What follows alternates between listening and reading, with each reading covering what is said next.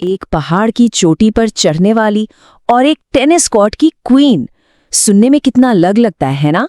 पर क्या इन दोनों में कुछ कॉमन हो सकता है?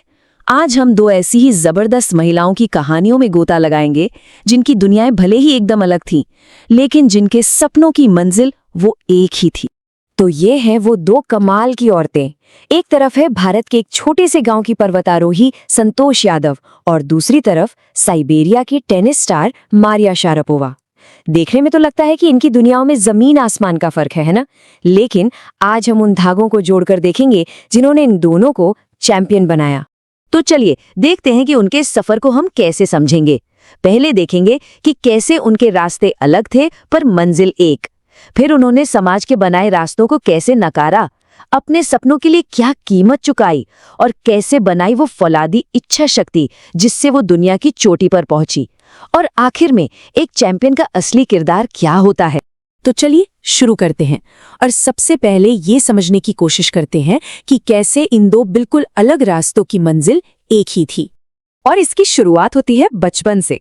चलिए देखते हैं कि कैसे इन दोनों ने बहुत ही कम उम्र में समाज के तौर तरीकों को चुनौती देना शुरू कर दिया था। दोनों की बगावत की कहानी भी बड़ी दिलचस्प है। देखिए, भारत में संतोष यादव ने गांव के रिवाजों को मानने से इनकार कर दिया। जहां सब पारंपरिक कपड़े पहनते थे, उन्होंने शॉर्ट्स पहने और तो और सिर्फ 16 साल की उम्र में शादी के लिए भी मना कर दिया। और वहीं हजारों मील दूर 9 साल की मारिया शारापोवा एक अलग ही जंग लड़ रही थीं। अमेरिका के एक टेनिस कैंप में अकेलापन और बड़े बच्चों की बुलिंग का सामना कर रही थीं। मतलब दोनों ही अपने अपने तरीके से अपनी पहचान गढ़ रही थीं। संतोष की ये बात उनकी सोच को साफ साफ बताती है। वो कहती हैं, शुरू से ही मैं काफी दृढ़ थी कि अगर मैं एक सही और तर्क संगत रास्ता चुनती हूं तो मेरे आसपास के लोगों को बदलना होगा, मुझे नहीं।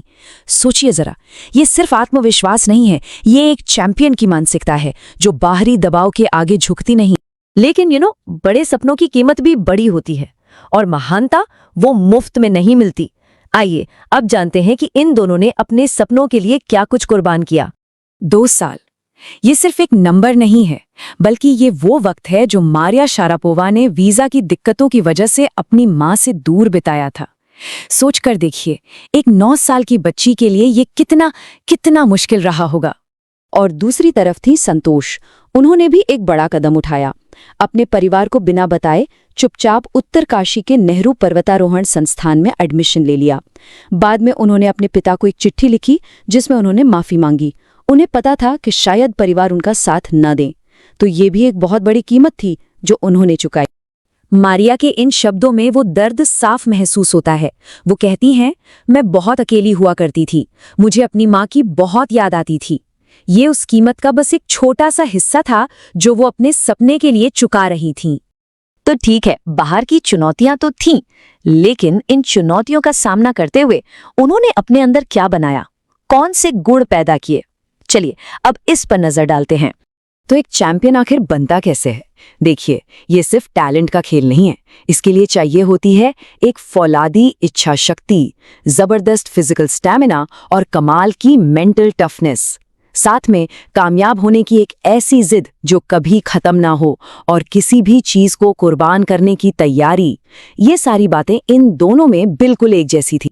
मारिया का ये कहना दिखाता है कि कैसे उन्होंने अपनी मुश्किलों को ही अपनी ताकत बना लिया। जब दूसरे टेनिस प्लेयर्स उन्हें तंग करते थे तो जैसा कि वो कहती हैं, उससे दुखी होने के बजाय मैं और भी चुपचाप और भी मजबूत इरादों वाली बन गई।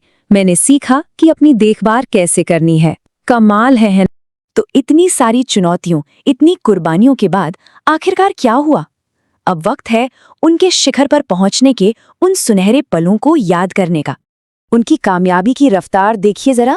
संतोष ने सिर्फ 1 साल के अंदर 2 बार माउंट एवरेस्ट पर चढ़ाई की। ये एक ऐसी उपलब्धि थी जो पहले कभी नहीं हुई थी। और बिल्कुल वैसे ही मारिया ने विंबलडन जीतने के ठीक 1 साल बाद ही दुनिया की नंबर 1 रैंकिंग हासिल कर ली। ये दिखाता है कि उनकी लगन कितनी पक्की थी। ये सिर्फ एक तस्वीर नहीं है, ये उस एक पल की कहानी है जिसके लिए मारिया ने अपना सब कुछ दांव पर लगा दिया था। ये सिर्फ एक ट्रॉफी नहीं, बल्कि उनके सालों के अकेलेपन, उनकी कड़ी मेहनत और उनके त्याग का फल था। लेकिन एक चैंपियन की पहचान सिर्फ उसकी जीत से नहीं होती है ना। जीत के बाद वो इंसान कैसा है, उसका किरदार कैसा है, ये भी बहुत मायने रखता है। 500 किलोग्राम, क्या लगता है ये क्या हो सकता है, कोई अंदाजा? ये वजन है उस कचरे का जो संतोष यादव हिमालय से नीचे लेकर आईं। वो एक पक्की पर्यावरणविद भी हैं। अपने अभियानों के दौरान उन्होंने करीब 500 किलो कचरा इकट्ठा किया। ये बात दिखाती है कि एक चैंपियन की जिम्मेदारी सिर्फ जीतने तक नहीं होती, बल्कि अपनी दुनिया के लिए भी होती है। और दूसरी तरफ मारिया को देखिए, भले ही उन्होंने अपनी ज्यादातर जिंदगी अमेरिका में गुजारी, पर वो अपनी जड़ों को कभी नहीं भूली। वो बड़े गर्व से कहती हैं, मैं रशियन हूँ। हाँ, ये सच है कि अमेरिका मेरी जिंदगी का एक बड़ा हिस्सा है, पर मेरे पास रशियन नागरिकता है। मेरा खून पूरी तरह से रशियन है। तो अगर इन दोनों की कहानी को एक शब्द में समेटना हो तो वो शब्द होगा ग्रिट, मतलब हिम्मत, पक्का इरादा और एक मजबूत किरदार। तो आखिर में हम क्या सीखते हैं कि चाहे मंजिल पहाड़ की चोटी हो या टेनिस का कोर्ट, कामयाबी का जो ब्लूप्रिंट है वो एक ही होता है। पक्का इरादा, बड़ी से बड़ी कुर्बानी देने का जज्बा और चोटी तक पहुंचने की एक ऐसी इच्छा शक्ति जिसे कोई तोड़ ना सके। तो उनकी ये कमाल की कहानियां हमें भी सोचने पर मजबूर करती हैं, है ना, कि हम सब अपनी अपनी जिंदगी में आखिर किस शिखर पर पहुंचना चाहते हैं।